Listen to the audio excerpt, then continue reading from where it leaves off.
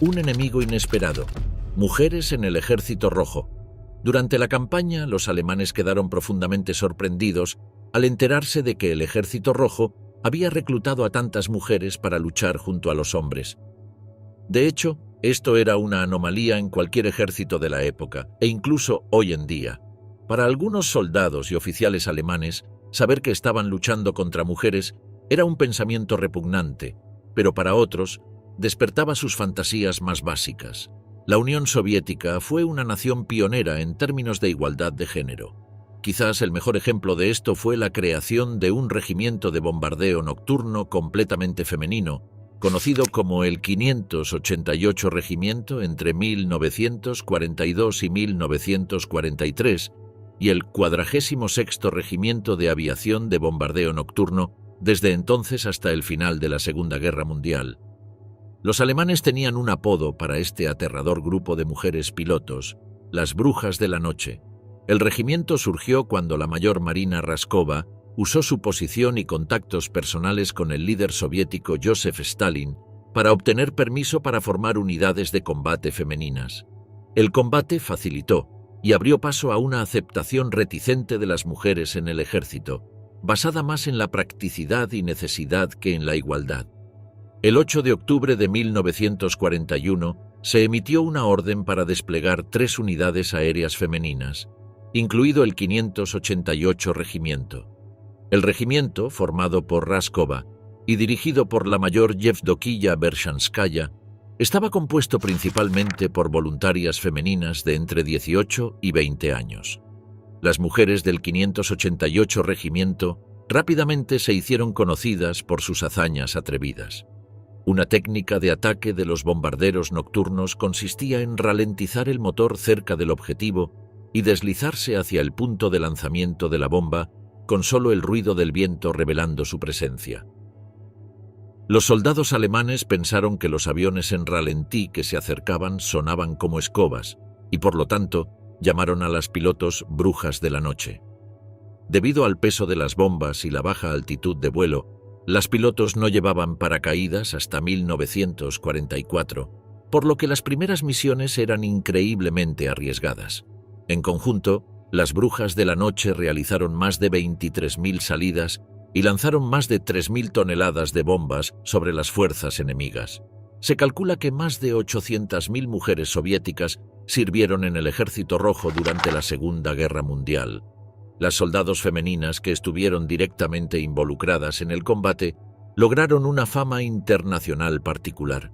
No solo las Brujas de la Noche fueron admiradas por la población, sino también las francotiradoras como Lyudmila Pavlichenko y Roza Shanina son algunos de los ejemplos más extraordinarios de la participación femenina en la guerra. Entre 1941 y 1945, un total de 2.484 francotiradoras soviéticas fueron desplegadas para la guerra y su cantidad combinada de muertes se estima en al menos 11.280. Al principio, cuando Alemania atacó a la Unión Soviética el 22 de junio de 1941, miles de mujeres se presentaron en las oficinas del Ejército Rojo para ofrecerse como voluntarias, pero la mayoría de ellas fueron rechazadas ya que no tenían experiencia en el campo de batalla y se consideraban no aptas para el combate. Sin embargo, después de las grandes pérdidas frente a la Operación Barbarroja, las actitudes tuvieron que cambiar, asegurando un papel más importante para las mujeres que querían luchar. El alto mando del Ejército Rojo permitió que las mujeres fueran reclutadas y se incorporaron en gran número a unidades médicas y auxiliares, pero también a batallones de combate. Sin embargo, más de la mitad de estas mujeres trabajaban en el servicio médico de las Fuerzas Armadas soviéticas. Representaban el 41% de los médicos de primera línea y el 100% del personal de enfermería. Las que estaban cerca del frente realizaban sus funciones en condiciones especialmente difíciles y en constante peligro mortal. El personal médico militar solo estaba detrás de la infantería en términos de número de bajas en combate. Por esta razón, miles de mujeres fueron galardonadas con el estatus de heroína de la Unión Soviética, siendo elogiadas y queridas en sus comunidades una vez que terminó la guerra. Pero para otras, fue una historia completamente diferente. Alrededor de 6 millones de mujeres soviéticas murieron durante el transcurso de la guerra, alrededor de 2,5 millones de las cuales estuvieron involucradas en la guerra partidista contra los nazis ocupantes. La mayoría de las veces, los nazis no llegaban a ver los rostros de sus verdugas femeninas. Las mujeres en el Ejército Rojo sobresalían en la precisión del francotirador. Esto no solo significaba tener una puntería excelente, sino también permanecer sin ser detectadas durante largos periodos de tiempo. Más de 2.000 mujeres fueron entrenadas como tiradoras y desplegadas en algunos de los campos de batalla más peligrosos, lejos de sus compañías y requeridas a permanecer inmóviles durante horas para evitar ser detectadas y esperar el tiro perfecto. La ex maestra de jardín de infancia Tania Baramsina registró 16 bajas en el frente bielorruso antes de lanzarse en paracaídas detrás de las líneas enemigas, donde mató a otros 20 antes. Cuando fue acorralada en un refugio mientras atendía a algunos compañeros heridos, defendió la posición todo el tiempo que pudo, a pesar de estar en gran desventaja numérica. Cuando los primeros 3 soldados alemanes corrieron hacia el refugio, ella abrió fuego con una ametralladora, matándolos. Cuando se acercaron más atacantes, ella abrió fuego adicional, decidida a luchar hasta su último aliento o hasta que se quedara sin municiones. Esto fue exactamente lo que sucedió, y la valiente soldado finalmente se encontró sin más armas para usar. Después de quedarse sin granadas para lanzar a sus atacantes, quedó indefensa cuando 2 soldados alemanes entraron en el refugio por detrás y lanzaron sus granadas, hiriéndola antes de entrar. Los alemanes la arrastraron por el cabello antes de torturarla brutalmente. Con una crueldad interminable, los soldados apuñalaron a Baramsina y la mutilaron con bayonetas, mientras ella juraba en voz alta que pagarían por sus crímenes. Fue brutalmente golpeada con las culatas de los rifles alemanes hasta que apenas estaba viva. Fue en ese momento cuando a uno de los alemanes se le ocurrió la idea de dispararle en la cabeza con un rifle antitanque, destinado a perforar varios centímetros de acero. Fue asesinada a quemarropa, y su cabeza y cuerpo eran prácticamente irreconocibles cuando el resto de su batallón la encontró a la mañana siguiente.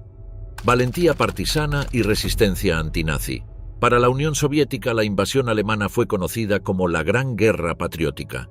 Apelar a los conceptos tradicionales rusos de patriotismo había sido una estratagema eficaz de Stalin, pero los hombres y mujeres del Ejército Rojo también fueron obligados a seguir luchando por niveles extraordinarios de brutalidad.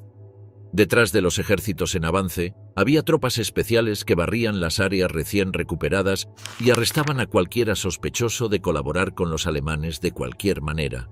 Estas tropas también se ocupaban de los desertores o de aquellos que cometían cualquier otra infracción. Un nuevo teniente fue ejecutado en Stalingrado porque varios de sus hombres habían desertado antes de que él hubiera llegado a su puesto. Pero mientras que los soldados a veces necesitaban mucho aliento para avanzar, la población civil mostró un asombroso grado de organización y valentía. Tan pronto como los nazis invadieron la Unión Soviética, la gente en la mayoría de las ciudades y pueblos se organizó para luchar contra los invasores. Cuando los altos mandos soviéticos se enteraron de este movimiento de patriotas autoorganizados, hicieron arreglos para apoyarlos y ayudarlos a participar en operaciones de estilo guerrillero. El 29 de junio de 1941, el gobierno emitió sus primeras instrucciones a los órganos estatales y de partido locales para establecer unidades partisanas en cada distrito ocupado por el enemigo para crear, como afirmó Stalin, condiciones insoportables para el enemigo. Gran número de civiles soviéticos y ex-soldados que habían huido de los avances alemanes o de alguna manera escaparon de sus garras, para la primavera de 1943 se habían convertido en bandas particularmente viciosas y cada vez más efectivas de forajidos o partisanos, a veces organizadas desde dentro de la Unión Soviética por el Servicio de Inteligencia Soviético, pero no siempre. Estos partisanos estaban volando líneas ferroviarias y carreteras, atacando convoyes y emboscando a cualquier tropa que pudieran, mientras también pasaban información vital.